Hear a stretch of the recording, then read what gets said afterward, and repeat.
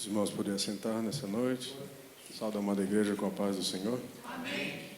Aleluia. Estamos alegres por estar mais uma vez na casa do Senhor para juntos assim adorarmos, bendizermos ao seu nome, juntamente também nesse propósito de aprendermos com a sua palavra, para assim crescermos e desenvolvermos em nossa vida espiritual. Amém? Amém.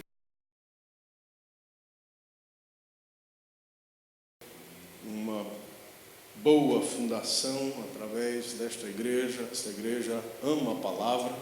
Aqui temos homens dedicados ao conhecimento, ao estudo da palavra de Deus, e isso traz um diferencial em qualquer ministério. Onde muitas pessoas hoje têm ouvido que o ego gosta, aqui nós temos recebido palavra de Deus. Amém? Assim que nós louvamos ao Senhor por esse ministério ao qual nós fazemos parte e bendizemos ao Senhor por isso. Abra sua Bíblia comigo. 1 Timóteo. Como é um culto de doutrina, nós vamos estar abrindo a nossa Bíblia várias vezes. Hoje nós não iremos pregar no sentido de ministrar, mas iremos estar estudando a palavra do Senhor. 1 Timóteo capítulo 6, verso 11 e verso 10. Diz assim o texto: mas tu, homem de Deus, foge destas coisas e segue a justiça, a piedade, a fé, a caridade, a paciência.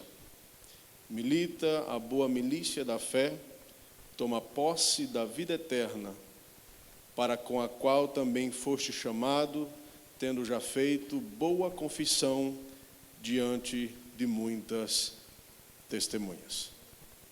Pai, nessa noite nós te louvamos, nós rendemos graças ao teu nome, Senhor, por tudo que já fizeste até esse momento. Te agradecemos, Senhor, pela porção da tua palavra lida e te pedimos, Senhor, que tu venha a ministrar aos nossos corações. Te pedimos, Pai, em nome de Jesus, que a nossa mente, o nosso coração e a nossa alma seja preparado para receber essa boa semente e que ela produza frutos de arrependimento, crescimento, transformação e tudo isso, Senhor, para a honra e a glória do teu nome. Amém?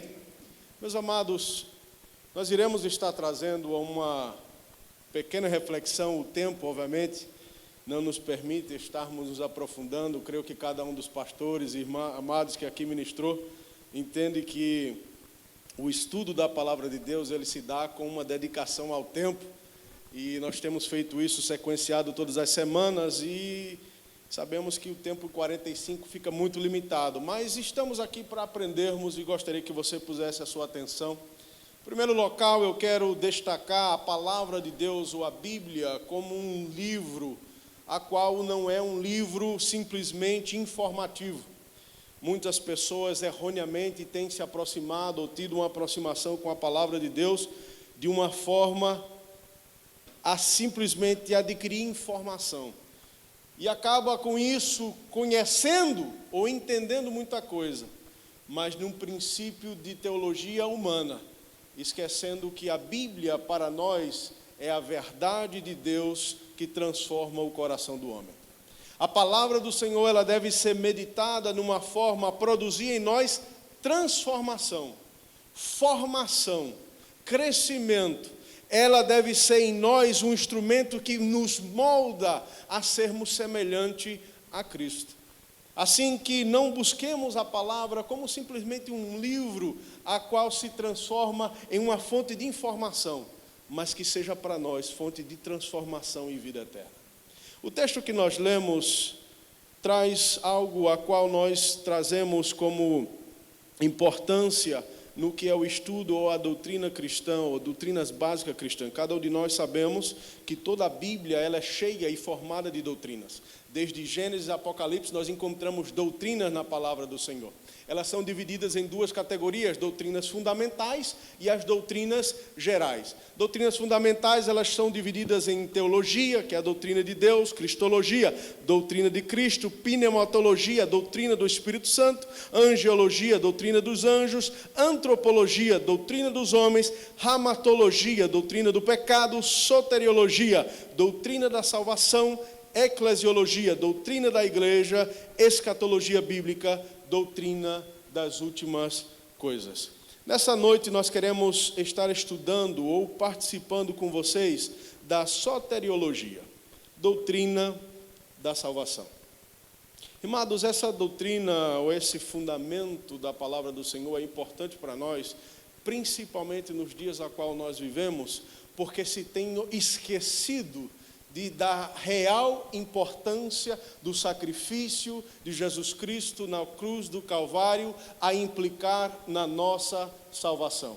É importante que nós venhamos a compreender a profundidade do que é o sacrifício de Jesus na cruz por nós e o que isso implica na nossa salvação, para que nós venhamos a ser mais gratos, melhores servos, melhores filhos da obra a qual, por Cristo Jesus, foi manifestada na cruz do Calvário. A soteriologia, ela vem de duas palavras gregas. Primeiro, soteria, que significa salvação ou libertação. E logia, que significa palavra. Logo temos o entendimento de estudo da salvação ou doutrina da salvação. Ela está dividida ou subdividida em algumas categorias, e eu estou passando isso para você a nível de informação, e sei que talvez seja muito, mas é importante que venhamos a compreender. Ela está subdividida nas provisões feitas, que é a morte de Cristo, a ressurreição de Jesus Cristo e a ascensão e exaltação de Jesus Cristo. E também na aplicação dessas providências ou dessas atribuições. E entre elas está a eleição, o arrependimento, a fé, a justificação, a regeneração, a adoção, a certeza e a segurança do crente. Nós queremos estar destacando ou estar colocando a nossa ênfase nessa noite no significado da morte e da ressurreição de Cristo. Se o tempo nos permitir, iremos alcançar esses dois pontos estratégicos. Se você presta atenção a qual texto que lemos, 1 Timóteo 6, versículo 12 em particular, o texto vem dizendo, Paulo vem falando, milita a boa milícia da fé, toma posse da vida eterna. Nós temos aprendido a salvação como um dom gratuito de Deus. Nós temos aprendido a salvação como algo a qual o homem não pode pagar ou o homem não pode comprar com suas ações, com o seu esforço. E é mediante a esse conhecimento que iremos aprender da palavra do Senhor o que a salvação ao mesmo tempo representa para nós. A salvação, ela é, primeira, imediata. Quando Cristo morreu na cruz do Calvário e ressuscita ao terceiro dia, a obra feita nesta cruz, neste Calvário, ela é uma obra imediata.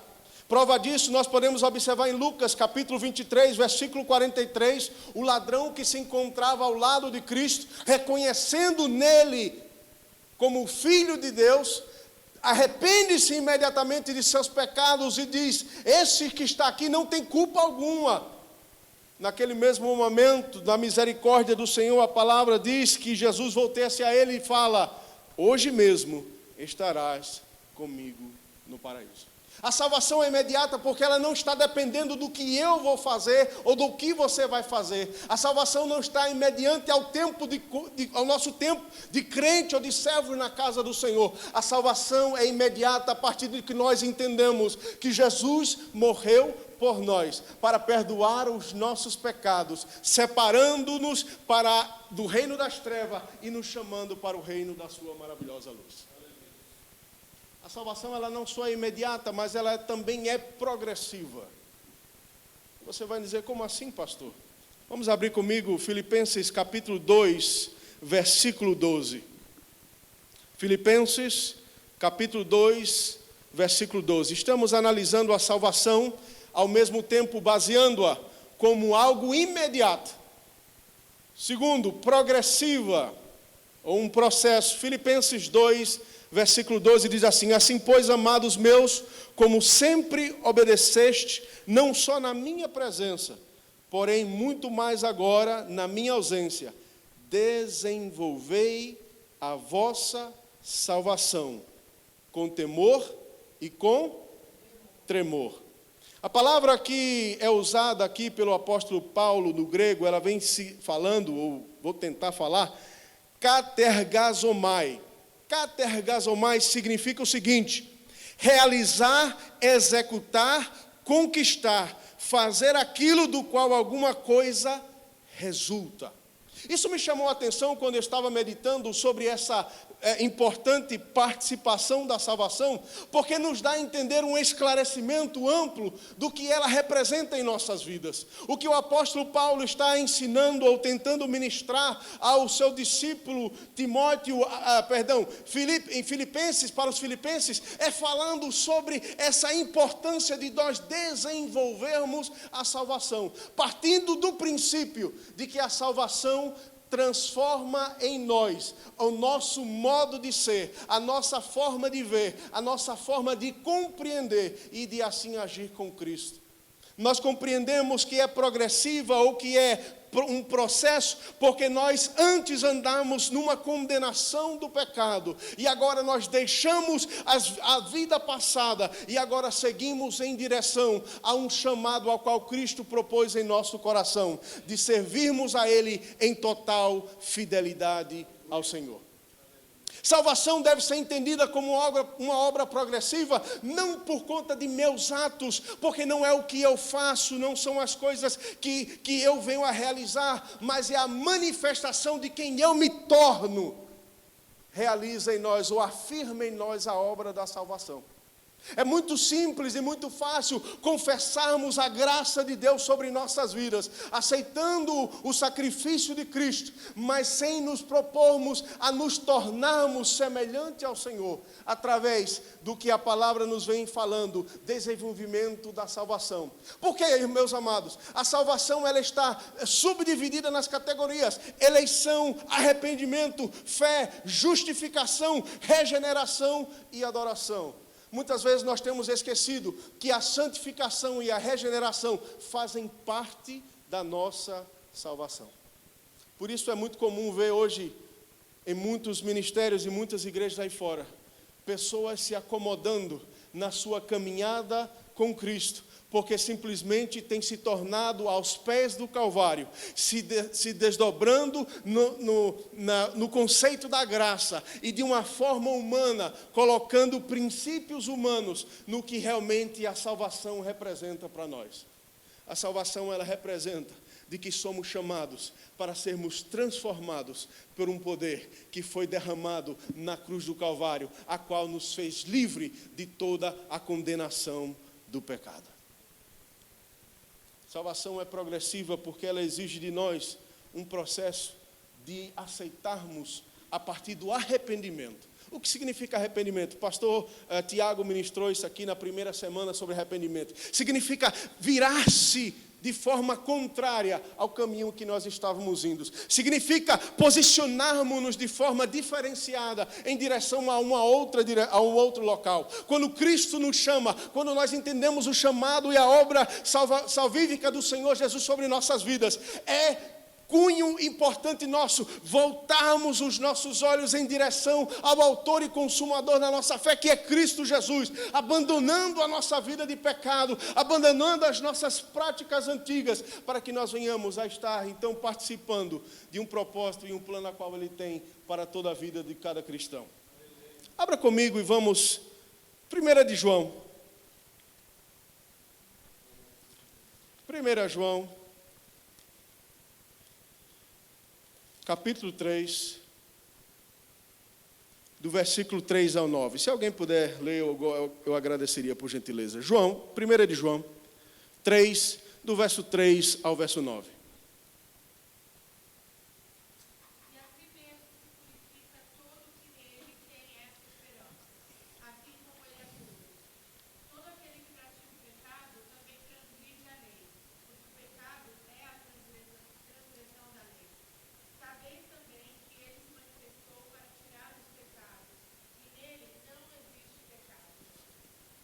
Amém? Até o 9. 3 a 9. Todo aquele que permanece nele não vive pecando. Todo aquele que vive pecando não o viu, nem o conheceu. Filhinhos, não vos deixeis enganar por ninguém. Aquele que pratica a justiça é justo, assim como ele é justo. Aquele que pratica o pecado procede do diabo, porque o diabo vive pecando desde o princípio. Para isso se manifestou o Filho de Deus, para destruir as obras do diabo. Todo aquele que é nascido de Deus não vive na prática do pecado, pois o que permanece nele é a divina semente. Ora, se não pode viver pecando, porque é nascido de Deus. Amém?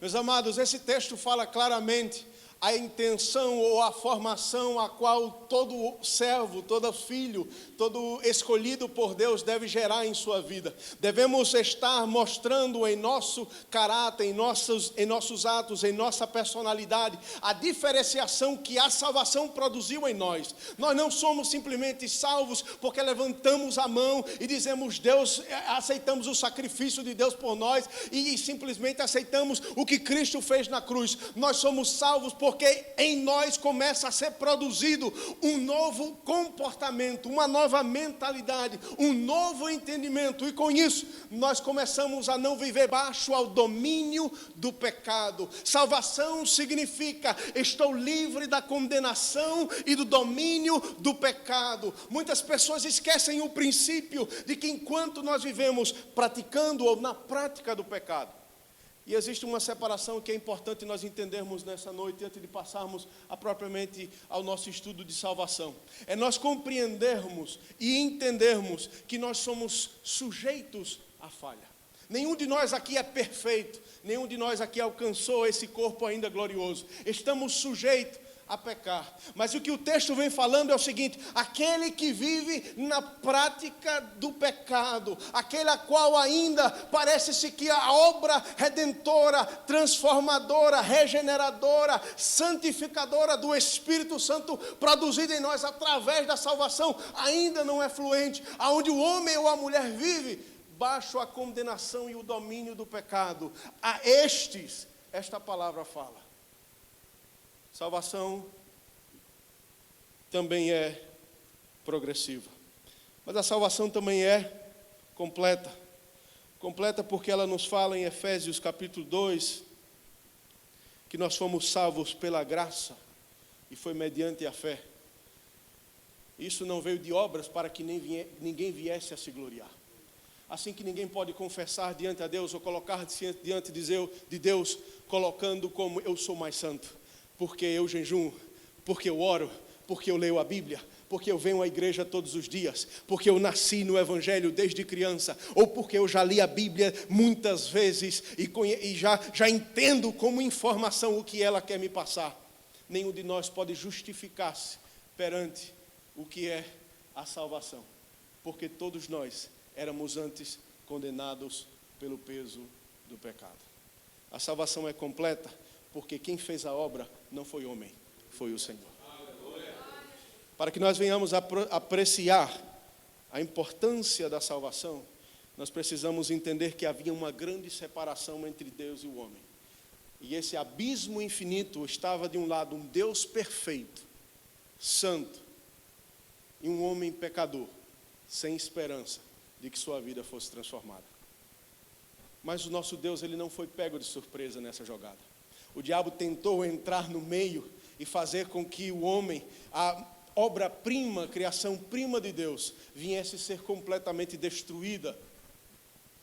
Mas Deus, de forma onisciente, prepara um plano perfeito de salvação. E por isso, a primeira coisa que nós devemos alegrar-nos é de que o Senhor nunca é pego de surpresa. Deus já sabia o que o diabo iria fazer. Mas antes mesmo de que ele realizasse o seu plano, Deus já transforma a solução, ou já daria a solução. Nós falamos ou damos essa introdução do pecado porque é importante entendermos que todo homem veio ou está debaixo ou estava debaixo da condenação, do jugo do pecado. E era necessário que por conta desses dois grandes abismos, houvesse uma solução, a qual Deus já havia planejado. E a solução a qual Deus coloca vem através do cargo e da função de um mediador. O que é um mediador? Alguém que pudesse colocar-se entre o Deus perfeito e uma criatura pecadora e sem esperança. Ou seja, o homem. O homem só sentiu a necessidade de um mediador quando ele reconheceu que estava diante de Deus. Jó capítulo 9, verso 32 e versículo 33. Se alguém pode abrir, por gentileza, só para a gente ler. Jó, capítulo 32, Jó 9, verso 32 e 33. O homem, no seu estado, reconhece que havia uma separação entre Deus e a humanidade. O que é que diz o texto? Alguém encontrou? Que ele não é homem, como eu, a quem corresponda vivo juntamente a juízo. Não há entre nós árbitro que ponha a mão sobre nós para o... Amém. O que estava Jó referindo-se era, ele reconhecia a sua pequenez mediante a grandeza de Deus, e ele entendia que não importava o quanto ele se justificasse, o quão ele se achasse correto, o quão ele sacrificasse ao Senhor, o quanto ele se apresentasse diante de Deus. Deus e o homem, existia uma grande separação, não poderia haver nada que pudesse juntar ou unir esses dois, a não ser o plano salvífico de Deus, através desse mediador, que seria a conexão, mais uma vez, entre o homem e Deus. Jó começa a analisar e avaliar a sua vida e se coloca no sentido de dizer, eu não posso me comparar a Deus, eu não posso ser julgado com Ele ou por Ele, porque entre nós não existe um árbitro, alguém que esteja entre eu e Ele e coloque a mão sobre nossas cabeças. E aí é onde entra Jesus Cristo, o nosso Senhor e Salvador. É justamente nesse quadro onde nós nos encontrávamos perdidos, sem solução, sem opção, distanciados de Deus, sem condições de nos igualarmos, porque a justiça de Deus era perfeita e a nossa condição de pecador impuro não nos permitia se aproximar a Ele, mas Deus tinha um plano. O diabo tentou destruir a humanidade, mas o Senhor tinha um plano, e o plano chama-se Jesus Cristo. O plano se chama Jesus Cristo. Muitas pessoas hoje tentam tirar a importância do Evangelho, destacando Jesus simplesmente como uma figura filho de Deus, mas Jesus foi o Filho de Deus que se tornou homem para habitar em nosso meio, para sentir as nossas dores, para sofrer as nossas causas, para que Ele pudesse ser então o mediador entre Deus e os homens. 1 de Timóteo, capítulo 2, versículo 5, diz assim, portanto, há um só Deus e um só mediador entre Deus e os homens, Cristo Jesus, homem. É importante que nós venhamos a destacar isso, porque nós não falamos de um Deus que desceu à terra para realizar uma obra simplesmente divina. Ele desceu à terra esvaziando-se da sua glória, para se fazer como nós, experimentando as mesmas tentações, as mesmas provações, as mesmas dificuldades e problemas, mas sendo-se encontrado perfeito, foi capaz de pagar por nós um preço que eu e você não conseguiríamos pagar. Assim que Hebreus capítulo 2, versículo 14, destaca isso para nós, do 14 ao 17, destaca isso para nós de forma muito clara. Visto, pois, que os filhos têm participação comum de carne e sangue, destes também ele igualmente participou, para que por sua morte destruísse, ou em outras palavras, outros textos dizem, aniquilasse aquele que tem o poder da morte, a saber, o diabo, e livrasse a todos que pelo pavor da morte estavam sujeitos à escravidão por toda a vida, pois ele devidamente não socorre a anjos, mas socorre a descendência de Abraão. Por isso mesmo convinha que todas as coisas se tornassem semelhantes, e em todas as coisas se tornassem semelhantes a seus irmãos, para ser misericordioso e fiel sumo sacerdote das coisas referentes a Deus, para fazer propiciação pelo pecado do povo. Quantos podem dizer amém?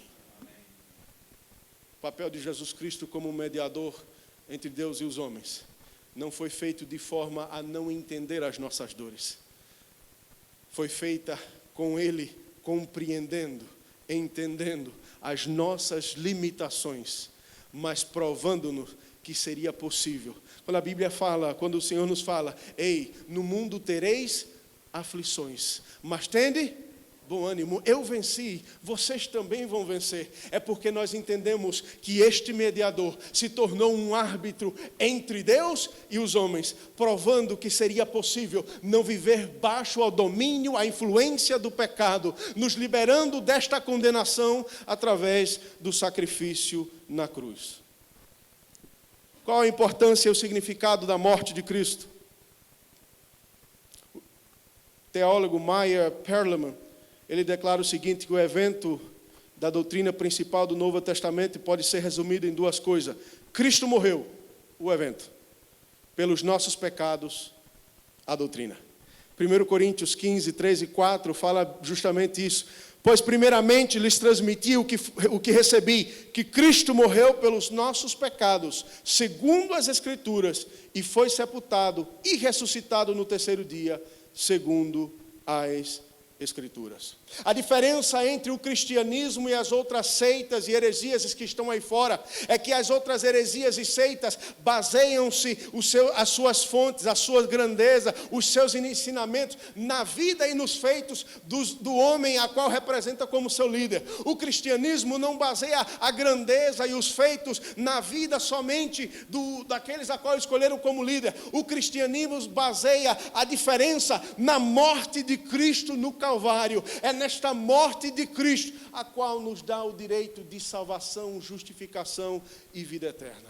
Assim que o maior ensinamento, a maior herança que Jesus podia nos dar foi ter morrido na cruz do Calvário. Mas ele não simplesmente morreu. A palavra nos diz que ao terceiro dia ele ressuscitou. Ressuscitou. E aí está um outro importante ensinamento da palavra de Deus, porque se ele tivesse simplesmente morrido, ele seria talvez considerado como algum outro mártir. Quantos homens morreram pelos seus ideais? Quantos homens não entregaram a vida pelos seus próprios ideais? Pelo que criam, pelo que pensavam. Mas Jesus foi a provisão perfeita de Deus, porque ao terceiro dia ele ressuscitou.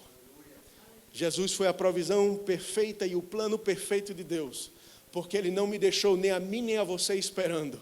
Ele prometeu e Ele cumpriu o que Ele havia prometido. Ele cumpriu e ao terceiro dia, como está escrito, Ele ressuscitou.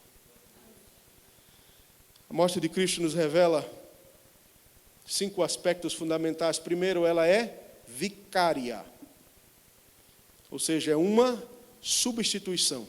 Vicário significa um substituto, alguém que toma o lugar de outrem e age como se fosse ele. Amém? O sacrifício de Cristo, ele foi vicário, uma substituição. O que eu e você não poderíamos fazer, Cristo assumiu a responsabilidade. Onde nós estávamos condenados a sermos mortos pelo pecado e sujeitos ao domínio do pecado, Cristo se intervém como nosso mediador e fala, eu vou pagar por ele o preço. Eu vou pagar por ela o preço. Se nós compreendermos a grandeza desta obra vicária do Senhor Jesus Cristo, aonde Ele não nos levou com Ele, mas Ele tomou as nossas dores, Ele subiu ao Calvário e se fez pecado por nós. Ele não pecou, mas se fez pecado por nós. 2 Coríntios capítulo 5, versículo 21, eu vou ler para ganharmos tempo. Aquele que não conheceu o pecado, Ele o fez pecado por nós, para que nele fôssemos feitos justiça de Deus. Baseado nisso, nós compreendemos que o Senhor se fez nosso substituto, nosso vicário, por uma obra a qual nós não poderíamos pagar. Ele assumiu a responsabilidade. Eu não sei se você tem a ideia, quando você era talvez mais novo, com seu irmão ou um amigo, e ele de repente quebrava um copo, e a mãe vinha meio que chateada e procurava saber quem quebrou o meu copo. geralmente o irmão mais velho levantava-se e dizia: eu, mamãe. Assumíamos a culpa para que o menor não pagasse o preço. Às vezes a cintada era boa, mas o que isso nos faz entender é que Jesus, como primogênito de todos os filhos, Ele tomou a nossa frente e Ele disse: não se preocupe, eu vou pagar o preço da condenação. Porque nós estávamos dispostos à ira de Deus. Nós vamos ver mais na frente que nada nos impedia de sermos condenados e destruídos pela ira de Deus. Deus é amor, mas também é justiça. E havia um julgamento e havia uma culpa a qual o homem era responsável. Mas Jesus coloca-se como substituto e fala: não se preocupe, eu assumo esta culpa, eu assumo o pecado, eu assumo o erro, eu assumo a tua falha. Em alguns momentos da história, alguns teólogos ou estudiosos tentaram argumentar a injustiça de Deus em punir um homem inocente em troca de culpados. Mas é importante que nós venhamos a aprender 3 princípios básicos. O primeiro é de que Deus não puniu um inocente. Jesus tomou sobre si nossos pecados, a fim de assumir a culpa. Quando Jesus estava na cruz, Ele já não estava ali como um homem perfeito, mas todo o pecado da humanidade, desde os tempos passados até os tempos futuros, estavam sendo colocados nele. Por isso, a dor que ele sentia não era nenhuma dor que eu e você poderemos passar ou enfrentar nunca.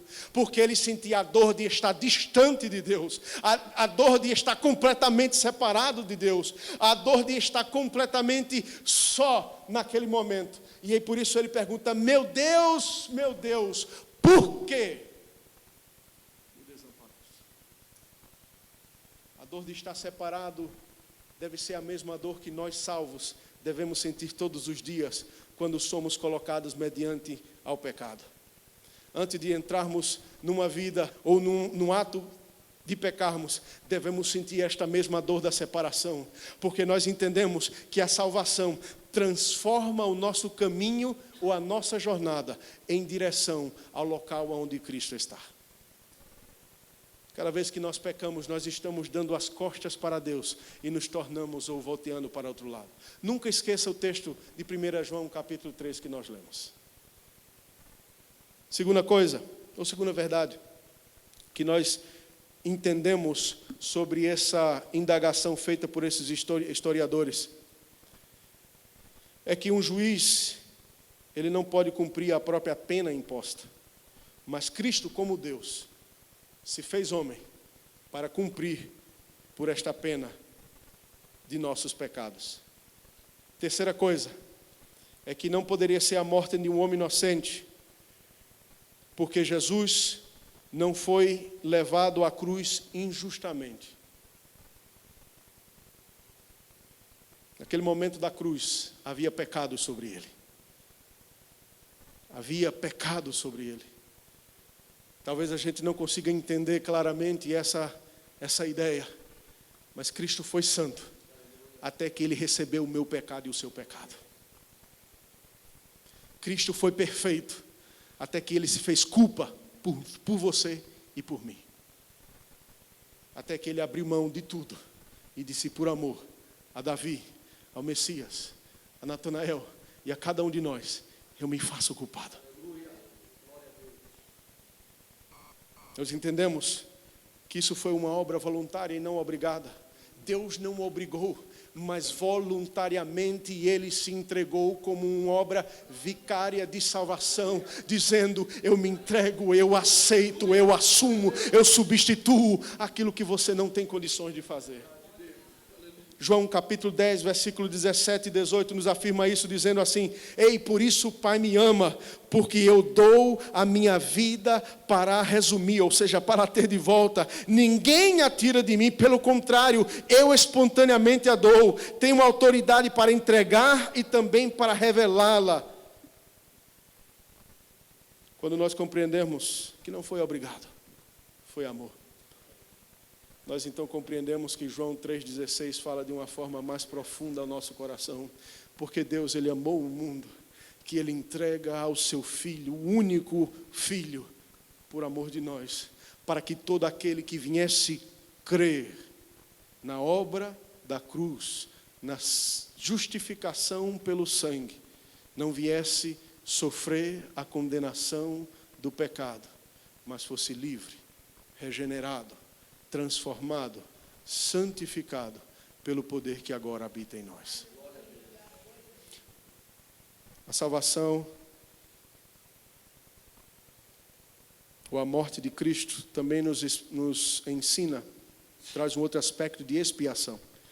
Expiação é usado no modo geral ou também de uma forma particular. De uma forma geral, como uma provisão completa de salvação feita por Deus para os pecadores, mediante o sacrifício do Senhor Jesus Cristo. Todavia, ela traz uma função particular, que é a função de cobrir. A expiação, em outras palavras, significa uma cobertura. Ela é uma palavra usada muito no Antigo Testamento e só uma vez no Novo Testamento. No Novo Testamento, na verdade, é uma versão da americana, da KJV, Romanos capítulo 5, versículo 11, se vocês querem ler, diz o texto seguinte: e não isto apenas, mas também nos gloriaremos em Deus por nosso Senhor Jesus Cristo, que por intermédio de quem acabamos agora de receber a expiação. Essa versão somente nesta Bíblia americana ou inglesa da KJV traz a versão. Todos os teólogos entendem que a palavra contida, ou deveria estar contida ali, seria reconciliação. Por quê? Porque no Antigo Testamento a expiação servia como uma forma de cobrir temporariamente o pecado de uma pessoa. Quando alguém, Levítico capítulo 6, versículo 2 e 7, para os que estão anotando, quando alguém trazia uma oferta de sacrifício ao Senhor por um pecado determinado, aquele animal começava, a partir do momento que o sacerdote colocava a mão na cabeça daquele animal, ele estava cobrindo de forma temporária o pecado que havia sido passado na vida daquele indivíduo. Também poderia ser na vida de toda uma nação. Levítico capítulo 4, verso 13 e verso 20 também nos mostra a expiação, a obra da expiação, como uma obra também coletiva para toda a nação. Mas era algo temporário, porque falava ou tratava do que havia passado, não do que iria estar à frente. Jesus Cristo, por isso no Novo Testamento a palavra expiação já não é mais usada, porque agora os nossos pecados já não são cobertos de modo passado, mas eles são perdoados por um sacrifício perfeito. Não só o que praticamos ontem, ano passado, mês passado, mas o que vamos fazer talvez amanhã ou mês que vem. Jesus Cristo já pagou o preço por eles. Amém? Jesus Cristo já pagou o preço por eles. Cristo é mais do que simplesmente a cobertura desse pecado que eu fiz ontem. Ele é a certeza de que o meu amanhã não haverá condenação para aqueles que estão em Cristo. Amém? Para nós que estamos em Cristo, temos a certeza de que não há condenação. Porque, mais uma vez, lembrando o texto de João, de 1 João, não vivemos na prática do pecado ou na iniquidade. Pecado para o homem, o pastor Tiago fala muito isso. Pecado para o crente deve ser um acidente de percurso. Pecado para o crente deve ser uma coisa inesperada. Eu não esperava e de repente eu caí, eu falhei. Mas mesmo assim, o sacrifício expiatório do Senhor nos cobre por toda a condenação que o adversário tenta lançar contra nossas vidas. Agora é importante que nós não venhamos a viver baixo a prática do pecado. Amém? É importante que nós venhamos, Hebreus capítulo 10, versículo 4 e 10, 4 ao 10, vai falar sobre isso, só para os que estão anotando, e eu não vou ler para a gente não perder tempo, mas fala justamente sobre esse sacrifício de ovelhas e bodes, de ovelhas que era oferecido como simplesmente uma questão temporária, uma cobertura temporária de nossos pecados. Cristo é muito mais que isso. A terceira coisa, o terceiro aspecto que nós aprendemos com a morte de Cristo é que é uma propiciação. A palavra propiciação significa adequadamente afastar a ira mediante sacrifício. Afastar a ira mediante sacrifício. E aí é onde entra a ira de Deus, porque Deus é justo e Ele não aceita o pecado. E aí então o plano de Deus foi colocar um mediador, porque o homem era pecador, a humanidade caminhava para o pecado, mas era necessário que houvesse um mediador, Jesus Cristo, para intervir. E aí a obra da morte de Jesus Cristo nos traz essa fundação de propiciação, alguém que aplaca com perfeição a ira de Deus. Alguém que quando Deus olhava para o homem dizia, eu vou destruir, eu não posso contemplar. Jesus se coloca no meio como nosso intercessor e diga, calma, eu paguei o preço por ele, eu fui à cruz, eu derramei o sangue por ele. Romanos capítulo 3, versículo 25 diz assim, a quem Deus propôs no seu sangue como propiciação mediante a fé para manifestar a sua justiça, por ter Deus na sua tolerância deixado impunes os pecados anteriormente cometidos. Amém? Paulo considera a morte de Cristo como um meio de remover a ira de Deus. Romanos 5, versículo 9. Como agora fomos justificados por seu sangue, muito mais ainda por meio dele seremos salvos da ira de Deus. Se há algo que nós podemos alegrar-nos, meus amados, é de que este sangue nos separa da ira de Deus. Ele nos salva desta ira, aonde nós não tínhamos condição. O sangue nos purifica, nos cobre, nos propicia a reconciliação perfeita com Deus. Quarto ponto, o sacrifício de Jesus na cruz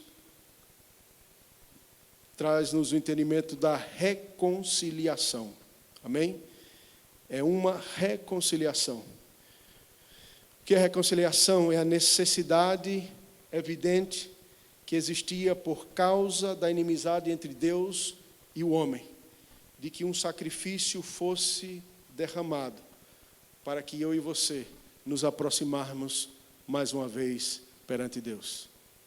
Significa relacionamento. Amém? A Bíblia é um livro de relacionamento. Ela começa com Deus frequentando e visitando o homem, e ela termina com o homem se apresentando diante da presença de Deus. A Bíblia é um livro de relacionamento.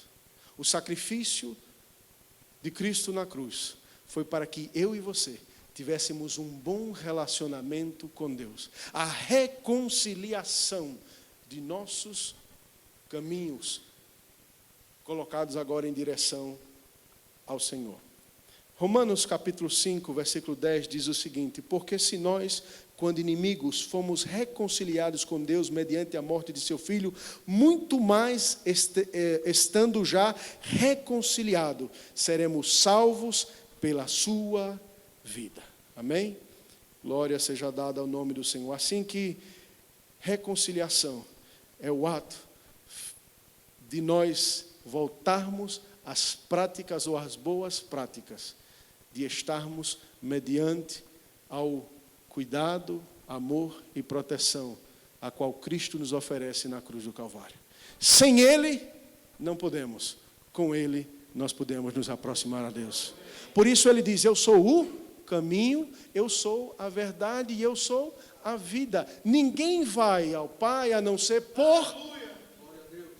Existe uma direção. Se não for com Ele, não temos condição de nos aproximarmos a Deus. Amém? Mais 10 minutos eu termino. Amém?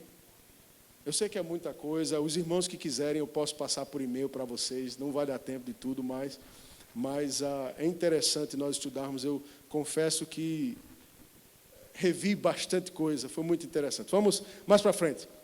Um outro fundamento que a morte do Senhor Jesus Cristo nos revela é que é um resgate, uma redenção. A palavra redenção significa libertação do cativeiro, da escravidão ou da morte, pelo pagamento de um preço chamado de resgate. Amém? Resgate ou redenção é o que Cristo fez por nós através do sacrifício da cruz do Calvário. Hebreus 9:12 diz o seguinte: não por meio de sangue de bodes ou de bezerros, mas pelo seu próprio sangue, entrou no Santo dos Santos, uma vez por todas. Uma vez mais eu vou falar, uma vez por todas, tendo obtido eterna redenção. Amém? Obtido eterna redenção. É impossível que nós venhamos a separar o que é mais importante, o sacrifício de Cristo, entregando a sua própria vida por nós, ou a ressurreição de Cristo. Porque as duas trazem uma implicância fundamental para com a nossa salvação. Nós vamos agora rapidamente ver os resultados e benefícios da ressurreição.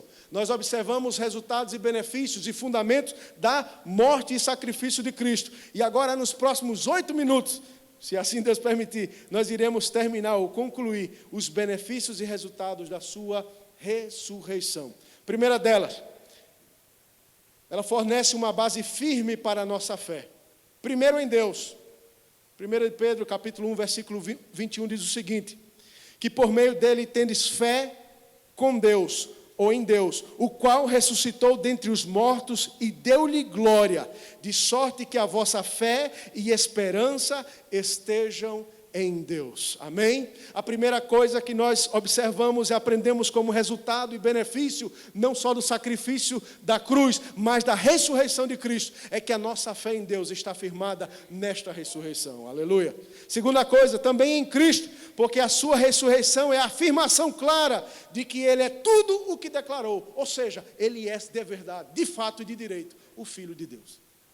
Porque nenhum homem na história, nenhum homem, nenhuma mulher, podia ir à sepultura e de própria vontade, de próprio poder e autoridade, voltar dos mortos e permanecer até hoje à direita do Pai. Amém? Então, ele testifica como resultado e benefício da ressurreição, trazendo também a prova da nossa fé, confirmando como Filho de Deus. Cristo não foi feito Filho de Deus pela ressurreição, mas sim declarado como Filho de Deus. Amém? É importante que nós venhamos a entender isso, que Jesus Cristo já era Filho de Deus. Ele não se tornou Filho de Deus quando ressuscitou, mas ele foi declarado verdadeiramente Filho de Deus. Por isso a nossa fé é proclamada através desse sacrifício, dessa ressurreição, porque foi o Filho de Deus, o Cordeiro de Deus, que tira o pecado do mundo, que deu a sua vida por mim e por você. Amém?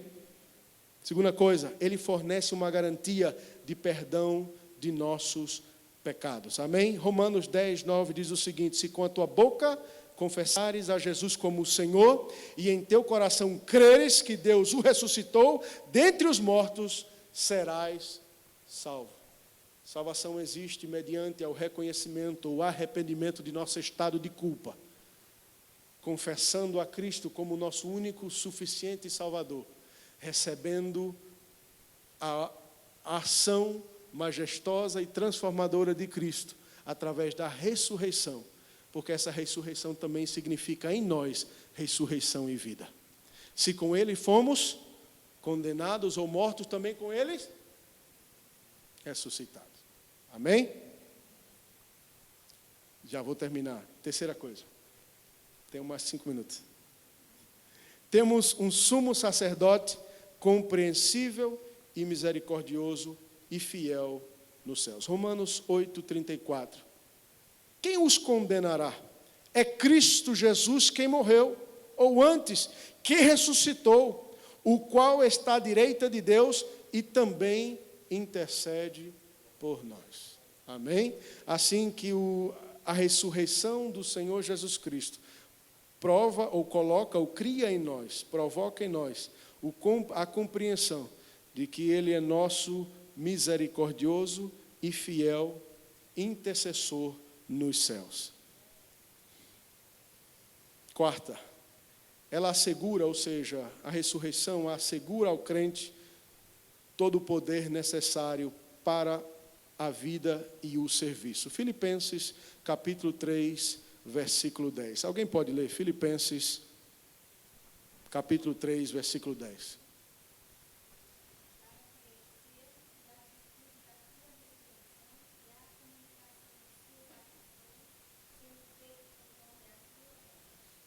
Aleluia.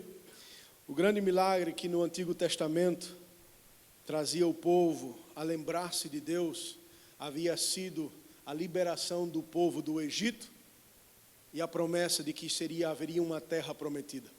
No Novo Testamento, a lembrança que nós devemos ter como a confirmação para a nossa vida e serviço, como a autoridade dada, é a ressurreição do nosso Senhor Jesus Cristo. Porque o Senhor ressurgiu, Ele nos dá poder e autoridade. Porque o Senhor ressurgiu, Ele nos traz a uma dimensão superior, aonde todo homem e toda mulher que assim o crê, confessa e deixa, alcança misericórdia. E assim pode então caminhar em uma nova vida, em uma nova caminhada com Cristo. Amém?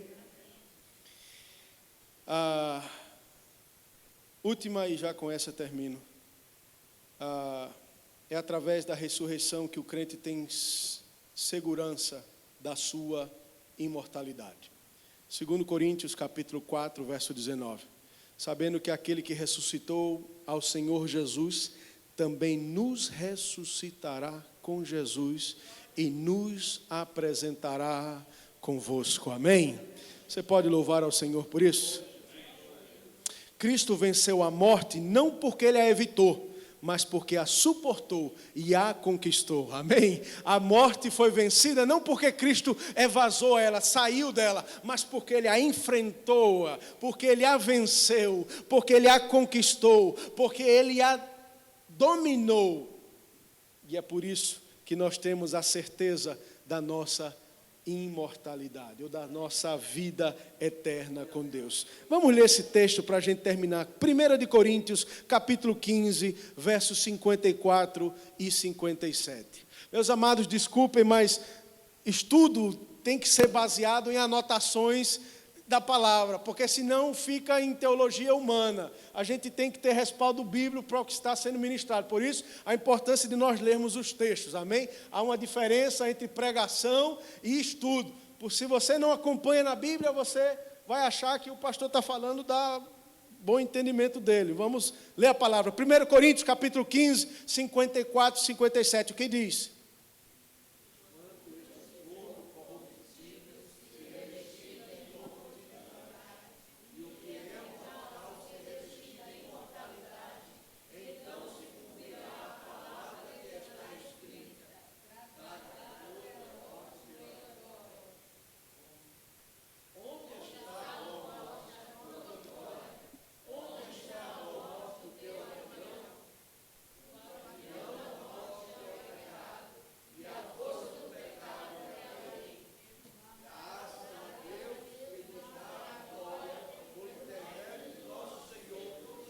Aleluia. Tragada foi a morte pela vitória.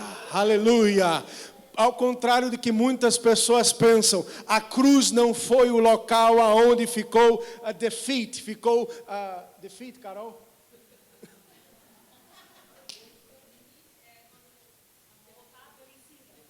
Aonde ficou vencido o nosso Senhor, aonde Ele mostrou a sua fraqueza, aonde Ele mostrou estar impotente às coisas a qual o exército romano estava fazendo, foi na cruz e na ressurreição que Ele prova a sua vitória sobre os aguilhões da morte, testificando em nós que a vida está na ressurreição de Cristo, aonde o seu sangue por nós derramado nos purifica de todo o pecado e assim nos faz livres para estarmos diante da presença de Deus. Tragada foi a morte pela vitória. Essa é a importância da ressurreição de Cristo para a igreja, para a obra salvífica do Senhor. A salvação tem que ter esta implicação de que nós somos vitoriosos, porque o nosso Senhor venceu a morte, a condenação do pecado, e nos livrou do jugo e do juízo a qual estávamos condenados, para nos dar a oportunidade de darmos volta, de nos arrependermos. E aí, se esse estudo for dado sequência por outro ministro, ele vai poder falar então da obra do arrependimento, já foi ministrada pelo pastor Tiago, a obra da regeneração, a obra da santificação através da salvação. Cada um de nós, crentes, nos dias de hoje, é responsável por entendermos a salvação, ela é imediata, a salvação é progressiva e a salvação é completa. Amém? Que Deus abençoe em nome de Jesus.